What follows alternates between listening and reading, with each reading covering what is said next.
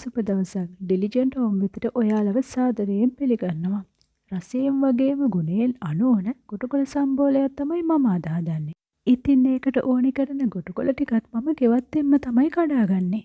මේ බලන්නකෝ. ඔයාටත් පුළුවන් මේ වගේ ගොටුකොළ වගාවක් දාගන්න. ලොකු ඉඩක් ඕනේ නැහැ. බොහොම පොඩි ඉඩක් තිබුණාම හොඳටම ඇති. මතක ශක්තිය වගේම ස්නායු වර්ධනය කරන මේ ගොටුකොළ අපේ ආහාර ජීර්ණ පද්ධතියටත් ඒ වගේම තවත් බොහෝ ලෙඩ රෝග වලටත් ගොඩක් ගුණදායක වෙනවා. මේ තියෙන්නේ මම ගෙවත්තෙන් නෙලාගෙන ආපු ගොටුකොළ ටික. දැන් මේ ගොටුකොළ ටික දූවිලි වැදිලානේ තියෙන්නේ. ඒ නිසා මම හොඳට සෝද ගන්නවා.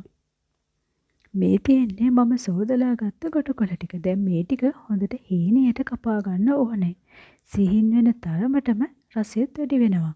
බාලමාලු කාටත් එක වගේ රස විඳින්න පුළුවන් ආහාරයක් තමයි මේ ගොටුකොළ සම්බෝලේ. ඊට අමතරව ගොටුකොළ කැඳ, ඒ වගේම ගොටුකොළ උයලා ටෙම්පරාදු කරලා වගේත් අපිට හදාගන්න පුළුවන්.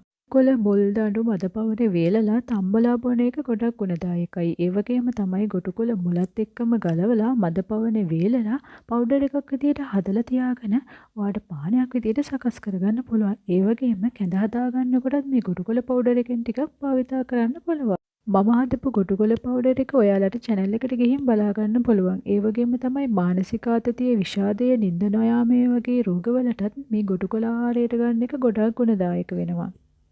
දැන් මම ගොටුකොළ ටික කපලා ඉවරයි. සම්බෝලය හදාගන්න සුදුසු භාජනයකට දැන් මම මේ ටික දාගන්නවා. ගොටුකොළ සම්බෝලයක් සතියට 2-3 වතාවක්වත් කන්න තියෙනවා නම් ශරීරයට හොඳ පෝෂණයක් ලබා ගන්න පුළුවන්. මේ ගොටුකොළ සම්බෝලය හදන්න ඕනේ කරන අනෙකුත් දේවල් ටික මම දැන් කියන්නම්. සීන් වගාගත් පොල් ටිකක්, සීනව කපාගත් රතුළුණු ගෙඩි කීපයක්, ලොකු ලුණු උනත් කමක් නැහැ. රතුළුණු තියෙනවා නම් ගොඩක් රසවත්. රසපතමට ලුණු ටිකක්, අමු මිරිස්සෝ ගෙදර ගහේ කොච්චි ටිකක්, ඒ වගේම දෙහි ගෙඩි භාගයක පමණ යුෂ ටිකක්. දැන් පොල් ටිකයි ලුණු ටිකයි අම්මිරිස් ටිකයි එකට දාලා හොඳට මිශ්‍ර කරගන්න ඕනේ. පොඩි බබාලා ඉන්න නිසා මම නම් අම්මිරිස් ටික දාන්නේ නැහැ. ඔයාලට පෙන්නන්න ඕනේ නිසා තමයි මම ගත්තේ. ඊට පස්සේ දෙහි ගෙඩියේ යුෂ ටික මෙරිකලා හොඳට මිශ්‍ර කරගන්න ඕනේ. ඔයාලා මේ ගොටුකොළ සම්බෝලය පැය භාගයක් ඇතුළතවත් ආහාරයට ගන්න නැත්නම් ලුණු එකතු කරගන්න එපා. මොකද එහෙම වුණොත් ලුණු වල තියෙන සාන්ද්‍රය නිසා ගොටුකොළ වල ජලය එළියට වෙලා අඩියට එකතු වෙනවා. එහෙම වුණොත් ආහාර රුචිය නැති වෙනවා වගේම මේ ගොටුකොළ සම්බෝලයේ තියෙන රසත් නැති වෙනවා. ආහාරයට ගන්න වෙලාවට ලුණු ටික එකතු කරලා මිශ්‍ර කරගන්න පුළුවන්. අපි මේ ගොටුකොළ සම්බෝලයට දෙහි ටිකක් එකතු කරගන්නේ රස වෙනුවෙන්ම විතරක් නෙමෙයි. මේ ගොටුකොළ වල තියෙන යකඩ අපේ ශරීරයට අවශෝෂණය කර ගැනීම පහසු කරගන්න තමයි අපි මේ වගේ දෙහි ඇඹුලක් යොදාගන්නේ.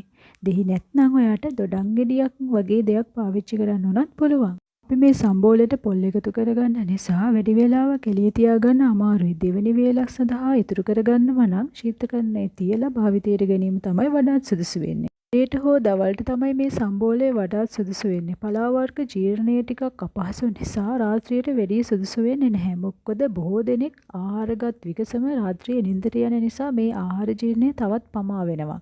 ඒ නිසා උදේ හෝ දවල් කාලයේ ගැනීම තමයි වඩාත් සුදුසු වෙන්නේ. ඒ වගේම තමයි ඕනෙම එළවලු වර්ගයක්, ඕනෙම මස් මාළු වර්ගයක් සමග එකට මුසු කරගෙන කන්න තරම් ගැළපෙන සුදුසු ආහාරයක් තමයි මේ ගොටුකොළ සම්බෝලය කියන්නේ. ඉතින් ඔයත් මේ විදිහේ රසවත් ගොටුකොළ සම්බෝලයක් හදලා මටත් කියන්න, කමෙන්ට් කරන්න. ඒ වගේම ඔයා මගේ වීඩියෝ එකට කැමති නම් ලයික් කරන්න වගේම ෂෙයා කරන්නත් අමතක කරන්න එපා. මේ වගේ තවත් වීඩියෝස් ගොඩක් බලන්න සබ්ස්ක්‍රයිබ් කරලා එකතු වෙන්න අපිත් එක්ක. අලුත් වීඩියෝ එකකින් හමු වෙනතුරු ගිහින් එන්නම්. සුබ දවසක්.